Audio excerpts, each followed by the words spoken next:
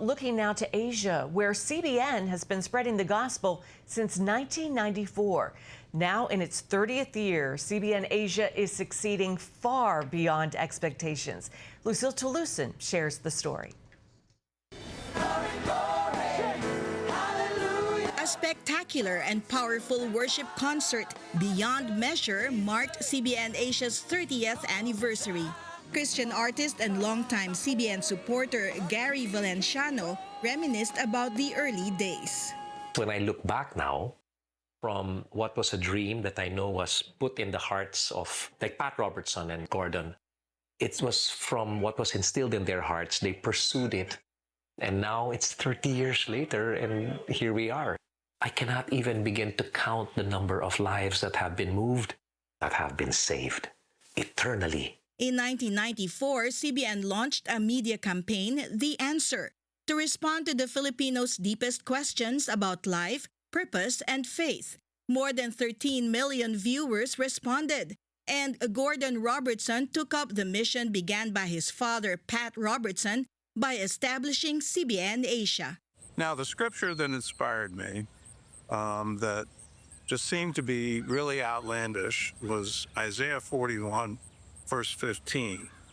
Behold, I will make you into a new threshing sledge with sharp teeth. The image that came to my mind was one of those huge grain harvesting machines that goes through the field and can literally handle acres in moments. God's going to make CBN Asia, into this great harvesting machine. Thus, the 700 Club Asia, a Filipino version of the program, was launched with a goal to proclaim Christ and transform lives. CBN Asia advanced God's agenda through its other ministries such as Operation Blessing, Superbook, the 24/7 Prayer Center, and the Asian Center for Missions that trained and deployed missionaries. During the pandemic, with most everything locked down, God opened up more ministries here. Those were the times that we were very innovative. We started online ministry. We did not replay shows. That period also led us to create Reverb Worship, which is our music label and music arm of CBN Asia. Along with its daily devotional app, CBN Asia is also conducting online Bible studies for its viewers.